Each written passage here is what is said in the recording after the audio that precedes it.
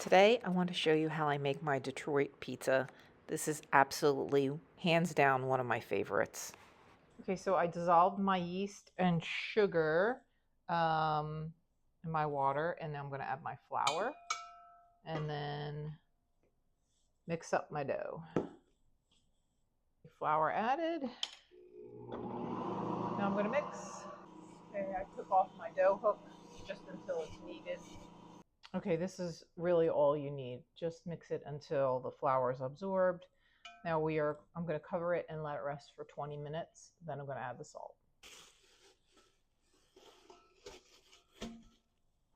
Okay, so it's been about 20 minutes.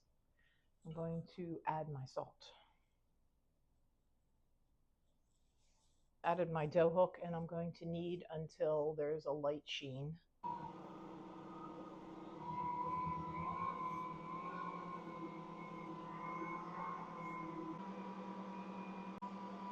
Okay, I'm going to stop this dough now and transfer it to another bowl and then do stretch and fold. It's very, very wet, and I think the stretch and fold is going to help build strength more than mixing it, although mixing it did help incorporate everything.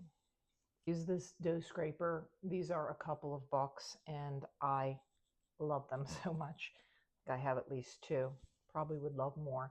But make sure you're getting everything out of your bowl so you have enough dough to fit your pan. Okay, I'm going to spray my hands with some oil and then just give this a good stretch and fold. I'm just going to go all around the bowl.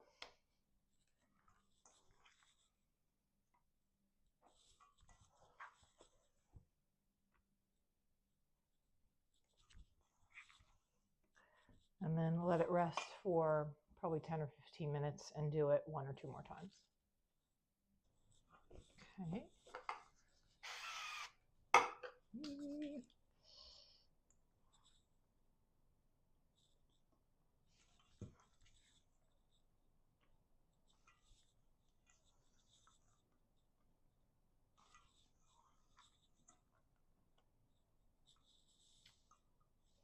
I'm actually going to test window pane on this.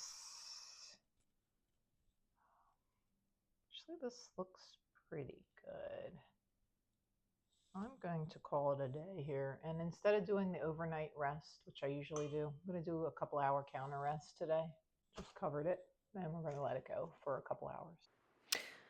So here is my dough after it was left to rise. I'm uncovering it, and what I'm getting ready to do is scale it into 3 dough balls because I did make enough for 3 pizzas. And my mic did cut out on this portion of the video. So I just added the dough to the counter, and I'm just gently shaping it before I scale it into 3 pieces. So I'm just using a bench knife here and my digital scale to try and get it into 3 equal portions. I believe these were 1 pound dough balls, and so voila, I'm done. So again, pre-shaping. I try and do pre-shaping into squarish or rectangular shapes just because my pan is rectangular, and I feel like it helps get those corners in place a little easier. One thing to note is when you do pre-shape like this, you'll have to wait a little bit before you can stretch it in the pan, as the gluten will need to relax a little bit. So here's my Detroit pan. I'm adding some olive oil. I measured out about a tablespoon, and then you can use a paper towel to spread it around. Then I added my dough. I did probably let that rest, which I didn't show, for a few minutes so that it would relax. And this takes a good 3 tries. So you will spread it out as much as it'll go, and then when you feel it starting to snap back or resist a little too much, just set it aside for about 10 to 15 minutes and then give it another try. And it'll take about 3 tries before you can spread it into the corners. So here's my second pan, doing the same thing. Make sure you're spreading it evenly, so in the middle of the dough, pushing out, and again trying to get those corners in. This dough is a little harder than my New York style dough, but it is so good and so worth it, I promise.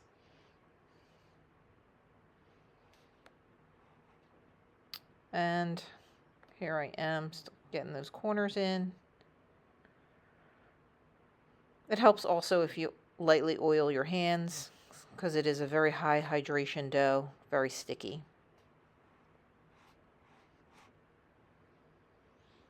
And sometimes even after the final try, as it's rising, I'll find that the corners maybe need a little push, so you can kind of keep your eye on it.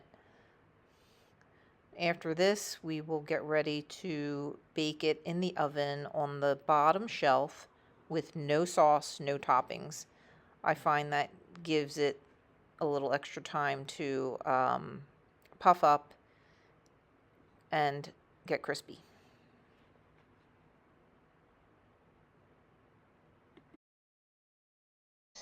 Okay, so this has been resting for at least 2 hours. I don't know if you could see, it doesn't really jiggle much, but it is really nice and puffy. So I'm going to blind bake this, meaning bake it without anything on it. The crust usually shrinks a little bit, and then I'm going to put cheese all the way up to the edges, and the cheese will kind of drip into the edges and form a nice little fence around there. It's very good. Okay, so I'm putting my pizza very bottom on a pizza stone, but you don't have to if you don't have one. Going to bake it for 6 to 8 minutes. Okay, this was 6 minutes.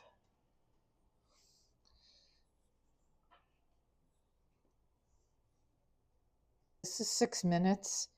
The crust rose really nicely in the oven. I'm gonna just grab this first thing I grabbed. Oh, wish you could see the side of the crust. Let's see. So it rose nicely. And then underneath, oh, almost a little too dark. My oven was pretty hot. So what I'm going to do is move this up in the oven after I put the cheese on to melt it. So it's not going to need very long at all. And then I finish it with hot sauce across the top. Okay, so I am mixing a mild cheddar and a mozzarella. You can do anywhere from half pound for, light cheese. And what's probably more traditional is a pound of cheese, pound of dough. So that's it. I shouldn't say a real, but a lot of Detroit pizzas use brick cheese, which is very hard to get outside of Wisconsin or Detroit pizzerias. So I think a mild cheddar is a wonderful substitute, and I mix it with mozzarella, or you can just use mozzarella plain. That's fine too. So let's get this in the oven, and make sure it's higher up in the oven because down bottom of the crust is already pretty brown. Okay, so I'm putting my pizza towards the top of the oven. About halfway through, put on some foil. Put some foil on top of your. Here is the pizza right out of the oven. Some of my tin foil stuck to my cheese, so spray your tin foil. Don't be like me.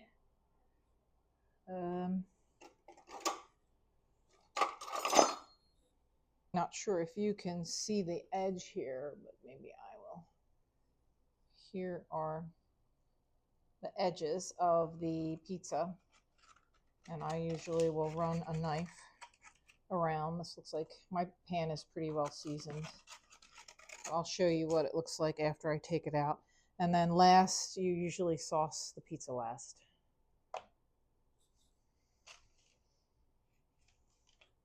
So I'm going to make sure it's not stuck anywhere. Looks good. Of course, if you want your edges higher, just pile more cheese. But this is looking good.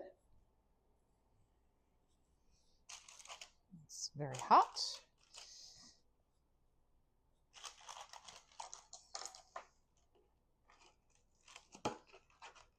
You know, I'm going to grab a wire rack. Okay, let's see if I can do this on camera. And put my wire rack here just so that the steam from the heat at the bottom of the pizza does not soften the crust. So, gosh.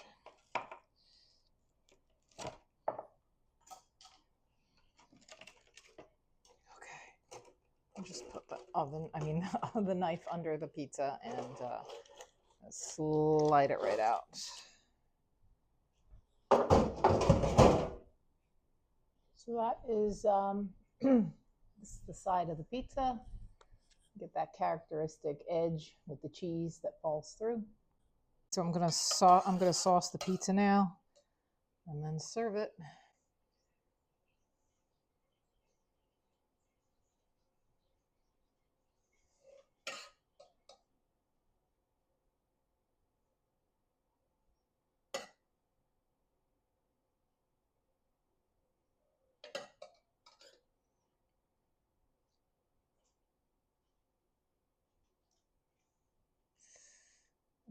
That is it, folks. You can do their stripes this way. This way, mine's probably a little thick, but I love thick sauce.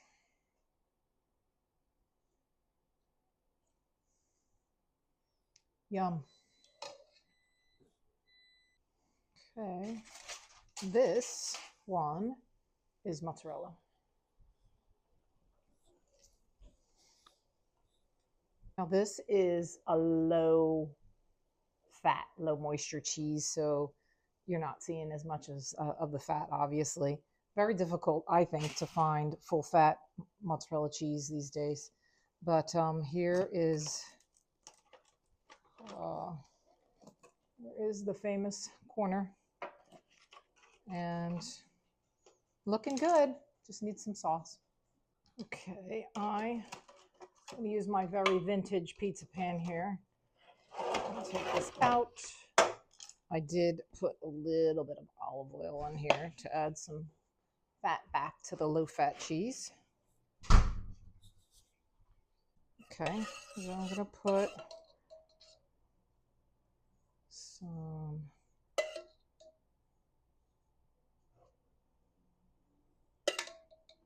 sauce.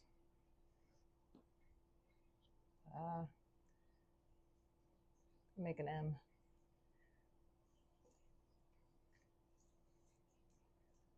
So much for the racing stripes, huh?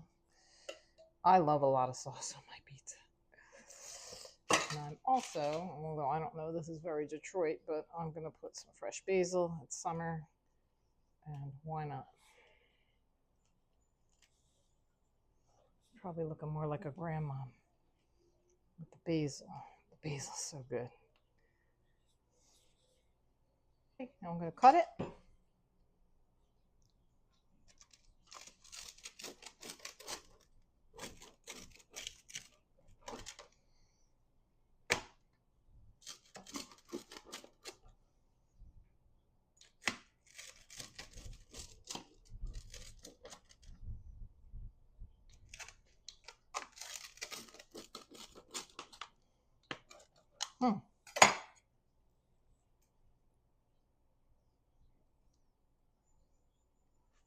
There we are.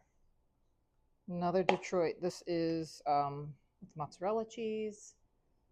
The inside is nice and light. Got the characteristic edge, and it is ready for eating. So good.